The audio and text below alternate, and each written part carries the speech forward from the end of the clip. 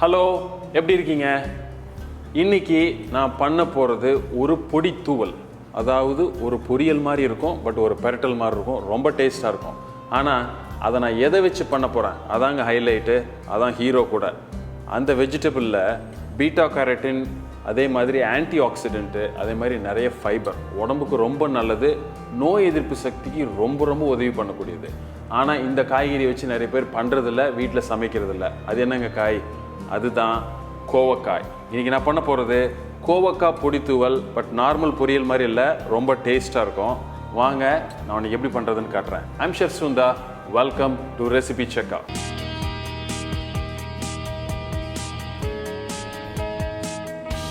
இப்போது இந்த கோவக்காய் பொடித்தூவில் 2 ஸ்டேஜாக பிரிச்சிடுறேன். ஸ்டேஜ் 1ல் அதை நான் என்ன பண்ணுறேன், அந்த கோவக்காயை பொடியை வெட்டி நல்ல கொதிக்கிற ஆயிலில் போட்டு பொரிச்சு எடுத்துக்கிறேன். பிளான்ச்சிங். நம்ம இதுக்கு முன்னாடி இதே மாதிரி ஒரு டிஷ்ஷுக்கு பண்ணியிருக்கோம், அது வந்து பிந்தி மசாலா. ஸோ அதே மாதிரி தான் பண்ண போகிறோம். அது பொரிச்சு எடுத்ததுக்கப்புறம் மீதி இருக்கிற இன்க்ரீடியன்ஸை வச்சுட்டு இந்த கோவக்காய் பொடித்தூள் எப்படி ரொம்ப டேஸ்டியாக குயிக்காக அழகாக பண்ண போகிறோம்னு பார்க்க போகிறோம். இதுக்கு தேவையான இன்க்ரீடியன்ஸ் என்னென்னு ஃபஸ்ட்டு பார்த்துருவோம். ஸோ இப்போது நான் ஒரு கடாயில் ஆயில் எடுத்திருக்கேன், நல்ல சூடாயிருச்சு. இப்போது இந்த கட் பண்ணியிருக்கிற கோவக்காயை போட்டு ஒரு 30 to 40 செகண்ட்ஸ் தான் பிளான்ச் பண்ண போகிறேன்.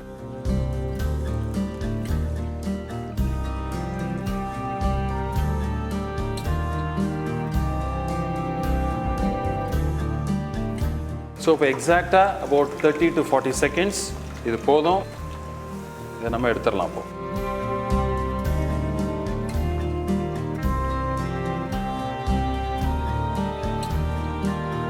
ஸோ இப்போது இது வந்து பார்த்திங்கன்னா குயிக்காக ஒரு பிளான்ச்சிங், நல்ல ஹீட்டில் ஒரு 40 செகண்ட்ஸு, ஆல்மோஸ்ட் ஹாஃப் குக் ஆயிடுச்சு. ஸோ இந்த கலர் கூட அப்படியே க்ரீனாக ரீட்டைன் ஆயிடுச்சு. இதை வந்து நம்ம பண்ணுறதுக்கு ஒரு முக்கியமான ரீசன், ஒன்று வந்து அந்த காய்க்குள்ளே கரெக்டான குக்கிங் கொடுக்குறது, ரெண்டாவது அந்த கலர், அந்த அப்பியரன்ஸ்க்காகவும் இந்த மாதிரி நம்ம பிளான்ச் பண்ணுறோம். கிறிஸ்பினஸ் அப்படியே இருக்கும். ஸோ இப்போது நம்ம இந்த கோவக்காய் பொடித்தூவில் ஸ்டேஜ் 2 2வது ஸ்டேஜுக்கு வந்துட்டோம். இப்போ ஒரு பேனில் நான் என்ன பண்ணுறேன், கடலை எண்ணெய் யூஸ் பண்ணுறேன். அதாவது இந்த கடலை எண்ணெய்ன்றது ஒரு ஃப்ளேவர். அதனால் வந்து சின்ன சின்ன விஷயங்கள் தான் வந்து சில டிஷ்ஷில் ரொம்ப ரொம்ப ஒரு வித்தியாசமான இது கொடுக்கும். ஸோ இப்போ இன்றைக்கி வந்து கடலை எண்ணெயில் தான் நம்ம குக் பண்ண போகிறோம். ஸோ ஒரு 2 டேபிள் ஸ்பூன் இது சூடானோடனே நம்மகிட்ட இருக்கிற மற்ற இன்க்ரீடியன்ஸை வச்சுட்டு ஒவ்வொன்றா சாட்டே பண்ண போகிறேன். இப்போ வந்து இந்த கோவக்காய்க்கு எப்பொழுதுமே வந்து இந்த சோம்பு வந்து கொஞ்சம் நல்லா கரெக்டாக போகும். ஸோ அதனால் இன்றைக்கி வந்து நம்ம சோம்பு யூஸ் பண்ணுறோம்.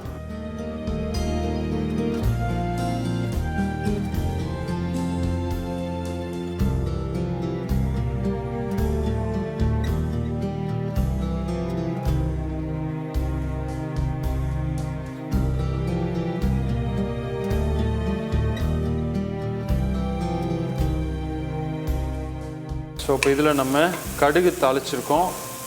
அதுக்கப்புறம் நம்ம அந்த சோம்பு போட்டிருக்கோம். போட்டுட்டு மிளகா இதை போட்டுட்டு இப்போ நம்ம வந்து வெங்காயம் போட்டு இப்போ வதக்குறோம். ரொம்ப வதக்கணுன்றல இதுக்கு, பட் அந்த ஆனியனில் இருக்கிற அந்த ரா ஃப்ளேவர் கொஞ்சம் போனோடனே நம்ம மற்ற இன்க்ரீடியன்ஸ் போடலாம். பட் எப்பொழுதுமே ஆனியன் போட்டோன்னே நம்ம கொஞ்சோண்டு சால்ட் போட்டுருவோம்.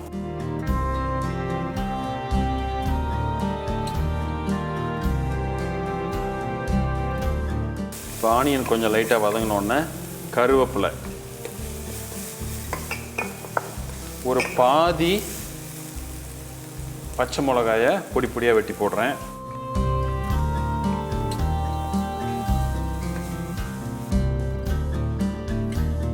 கொஞ்சம் மஞ்சள், ஒரு அரை டீஸ்பூன் மிளகாத்தூள், லைட்டாக ஒரு பெரட்டல் வந்தோடனே நம்ம பொடி பொடியாக நறுக்கி வச்சிருக்கிற தக்காளியை போடுவோம்.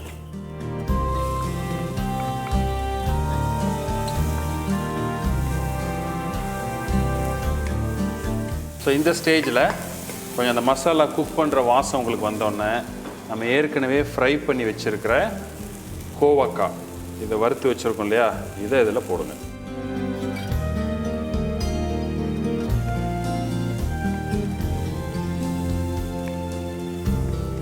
ஸோ இந்த ஸ்டேஜில் நம்ம கொஞ்சம் உப்பு எல்லாம் கரெக்டாக இருக்கான்னு செக் பண்ணிடலாம்.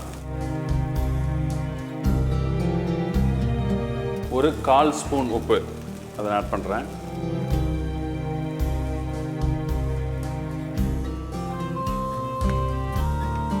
ஸோ இப்போது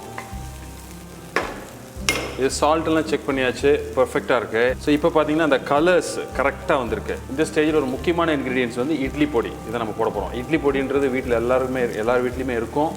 ஸோ அதனால் இதை யூஸ் பண்ணி நீங்கள் ஈஸியாக பண்ணிடலாம். ஸோ இதுதான் இந்த கோவக்காய் பெரட்டலுக்கு தேவையான ஒரு முக்கியமான இன்க்ரீடியன்ட். கோவக்காய் போட்டோன்னா ரொம்ப குக் பண்ண தேவையில்லை. ஏன்னா நீங்கள் ஆல்ரெடி ஆயிலில் கிட்டத்தட்ட ஒரு 40 செகண்ட்லேருந்து 1 நிமிஷம் நல்லா வறுத்துட்டீங்க.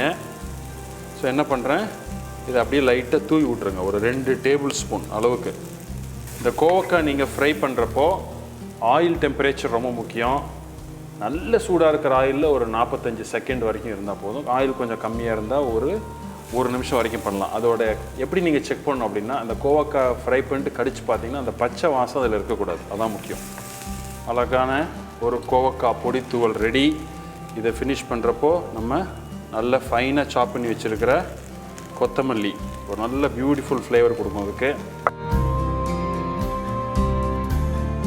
ஸோ ஒரு பர்ஃபெக்ட் கோவக்காய் பொரியல் எப்படி பண்ணுறதுன்னு பார்த்தோம். இதை வந்து நம்ம ரொம்ப சிம்பிளாக தான் பண்ணோம். அதாவது 2ஆக பிரிச்சிட்டோம். ஆயிலில் ஃப்ரை பண்ணுறது ரொம்ப முக்கியம். அதில் எப்படி அது ஃப்ரை பண்ணோம் அது பார்த்தோம். நல்ல ஹீட் ஆயிலில் ஒரு 40 செகண்ட்ஸ் போட்டு அந்த பச்சை வாசம் போகிற வரைக்கும் நல்லா வறுத்து எடுத்துட்டு அதுக்கப்புறம் பண்ணிட்டோம். இந்த இட்லி பொடி ஏன்னா இதுக்கு தனியாக நீங்கள் எதுவும் பண்ண தேவையில்லை, வீட்லேயே இருக்கும். அதில் நிறைய உளுந்துலாம் போட்டிருப்பாங்க. அதனால் நல்ல ப்ரோட்டீன் கூட. ஏற்கனவே கோவக்காய் நல்ல ஒரு ஹெல்த்தியான ஒரு காய். அதில் எதையும் ஆட் பண்ணி பண்ணுறப்போ டேஸ்ட்டாகவும் இருக்கும், உடம்புக்கு நல்லது. ட்ரை பண்ணி பார்த்துட்டு எப்படி இருக்குன்னு நீங்கள் எனக்கு சொல்லுங்கள். பிடிச்சிருந்தா ஃப்ரெண்ட்ஸோடு ஷேர் பண்ணுங்கள். ஒரு லைக், தம்ஸ் அப் எங்களுக்கு கொடுங்க. ஃபஸ்ட் டைம் சேனலுக்கு வந்திருந்தீங்கன்னா சப்ஸ்கிரைப் பண்ணிவிட்டு பெல் ஐக்கானை கிளிக் பண்ணிடுங்க. இதை பண்ணி உங்கள் சோஷியல் மீடியாவில் நீங்கள் போஸ்ட் பண்ணிங்கன்னா எங்களை டேக் பண்ணுங்கள். இதே மாதிரி இன்னொரு நாள் இன்னொரு ரெசிபியோடு உங்களை மீட் பண்ணுறேன். தேங்க்யூ.